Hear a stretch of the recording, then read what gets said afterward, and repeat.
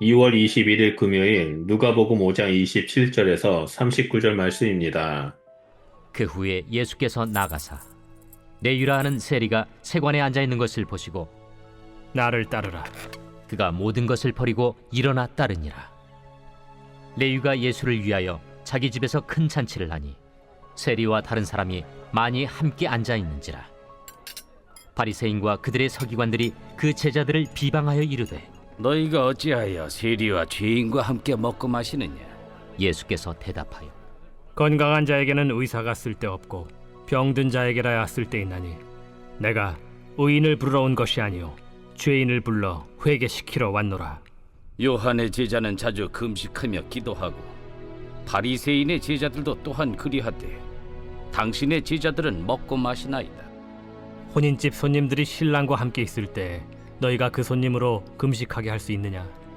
그러나 그날에 이르러 그들이 신랑을 빼앗기리니 그날에는 금식할 것이니라.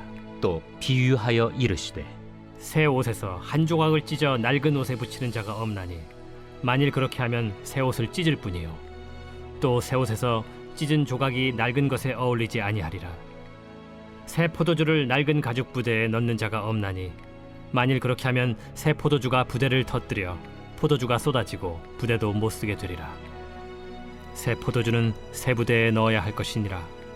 묵은 포도주를 마시고 새 것을 원하는 자가 없나니 이는 묵은 것이 좋다 함이니라. 사람들은 기존의 방식에 익숙해지고 변화를 두려워하는 경향이 있습니다.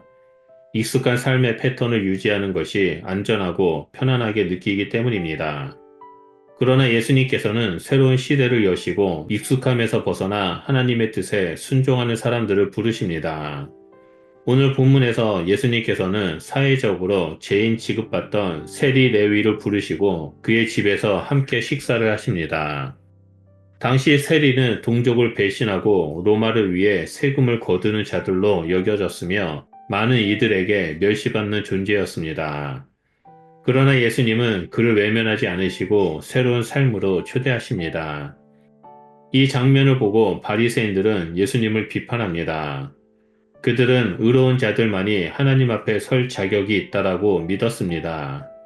하지만 예수님께서는 건강한 자에게는 의사가 필요 없고 병든 자에게라야 필요하니라 라고 하시며 죄인들을 향한 하나님의 사랑과 용서를 강조하십니다. 그리고 비유를 통해 새 포도주는 새 부대에 넣어야 한다라고 말씀하시며 낡은 신앙의 틀에서 벗어나야 한다라고 가르쳐 주십니다. 이 말씀은 우리에게 새로운 신앙의 길을 제시합니다. 우리는 하나님께서 주시는 새로움을 받아들이고 변화된 삶을 살아가야 합니다. 오늘 이 말씀을 통해 우리가 받아야 할 새로움이 무엇인지 깊이 살펴보도록 하겠습니다. 먼저 첫 번째로 27절에서 29절에 예수님의 부르심, 새로운 사람을 세우시는 장면입니다. 예수님께서는 당시 매국노로 취급받던 세리 레위를 부르셨습니다. 그는 유대 사회에서 멸시받던 사람이었지만 예수님은 그의 과거가 아니라 변화될 미래를 보셨습니다. 예수님께서는 사람의 죄와 약점을 보시는 것이 아니라 하나님 나라를 위해 쓰임받을 가능성을 보십니다. 레위인은 즉시 예수님의 부르심에 반응하였고 자신의 모든 것을 내려놓고 따랐습니다. 이는 단순한 직업의 변화가 아니라 그의 삶의 방향이 완전히 바뀌는 순간이었습니다. 그의 결단은 믿음과 순종에서 비롯된 것이며 예수님과 함께하는 새로운 삶을 시작하는 결정이었습니다. 이 사건은 우리에게도 큰 도전을 줍니다. 우리는 과거의 실수나 죄로 인해 하나님 앞에 나아가는 것을 두려워할 수 있습니다. 그러나 예수님께서는 우리의 연약함을 보시는 것이 아니라 우리가 새롭게 변화될 가능성을 보십니다. 우리의 신앙생활도 이와 같아야 합니다. 우리는 예수님의 부르심을 들을 때 망설이지 않고 변화의 삶을 선택해야 합니다. 우리가 가진 세상의 가치와 기준을 내려놓고 예수님을 따르는 삶을 결단할 때 하나님께서는 새로운 사명을 맡기시고 변화된 인생을 허락하십니다. 두 번째로 30절에서 32절을 보면 죄인을 위한 공동체가 기록되어 있습니다. 레위는 예수님을 자신의 집으로 초대하여 큰 잔치를 베풀었습니다. 많은 세리와 죄인들이 함께했고 그들과 예수님은 식탁의 교제를 나눴습니다. 하지만 바리새인과 율법 학자들은 이를 비판하며 예수님께 왜 죄인들과 함께 먹고 마시느냐고 따졌습니다. 유대 사회에서 식탁 교제는 단순한 식사가 아니라 친밀한 교제와 수용을 의미했습니다. 따라서 예수님께서 죄인들과 함께 식사하셨다라는 것은 그들을 단순히 용서하는 것이 아니라 하나님 나라의 공동체로 받아들이셨음을 의미합니다. 이는 당시 종교 지도자들에게는 큰 충격이었을 것입니다. 예수님의 대답은 명확합니다. 건강한 자에게는 의사가 필요 없고 병든 자에게라야 필요하니라. 나는 의인을 부르러 온 것이 아니요 죄인을 불러 회개시켜 왔노라. 예수님은 죄인을 정죄하는 것이 아니라 그들을 회복시키고 새롭게 하시기 위해 오셨습니다. 예수님의 공동체는 완벽한 사람들만 모이는 것이 아니라 죄인들이 용서받고 변화되는 곳입니다. 우리도 예수님의 시선을 본받아 죄인들에게 다가가고 그들을 품는 공동체가 되어야 합니다. 교회는 죄인을 정죄하고 배척하는 곳이 아니라 하나님의 사랑과 은혜로 변화되는 공간이 되어야 합니다.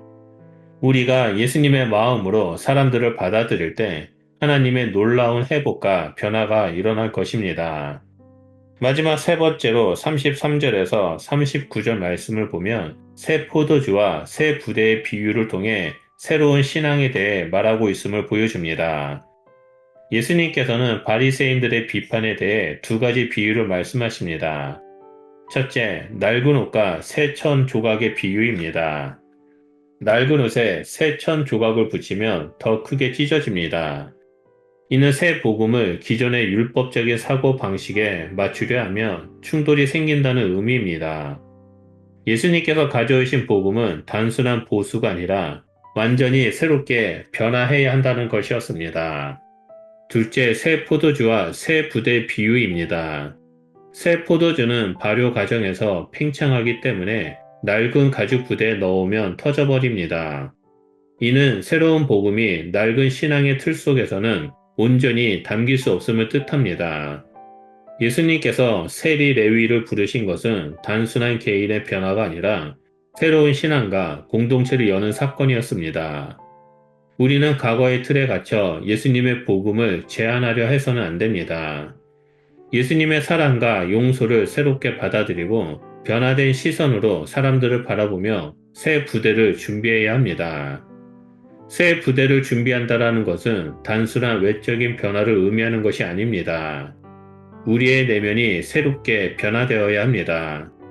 하나님께서 주시는 새 은혜를 온전히 담기 위해 우리의 마음을 열고 영적인 유연성을 가지며 하나님이 인도하시는 길을 따르는 태도를 가져야 합니다.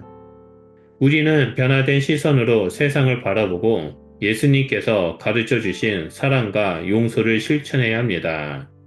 그러할 때 우리는 진정한 새 부대가 되어 주님이 주시는 새 포도주를 받아들이고 하나님이 계획하신 놀라운 새 역사를 경험할 수 있게 됩니다. 그러므로 오늘 하루도 열린 마음과 열린 눈으로 주님의 말씀을 보고 말씀대로 따라가는 삶을 통해 이 땅 가운데 새로운 신앙 공동체를 이루는 주님의 백성이 되시기를 축복합니다. 기도하겠습니다. 우리를 새롭게 하시는 하나님, 우리의 마음을 정결케 하시고 낡은 신앙의 틀에서 벗어나 주님의 뜻을 온전히 따르도록 인도하여 주시옵소서. 우리의 신앙이 형식에 머물지 않고 살아있는 믿음으로 변화될 수 있도록 우리 가운데 역사하여 주시옵소서.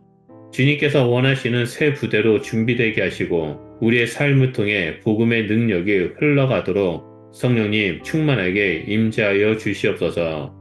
그래서 주님의 사랑과 은혜를 깊이 경험하며 더욱 온전히 순종의 길로 나아가도록 우리를 붙드시고 인도하여 주시옵소서. 우리와 함께 하시고 우리의 삶을 주관하여 주심에 감사드리며 예수 그리스도 이름으로 기도드립니다. 아멘.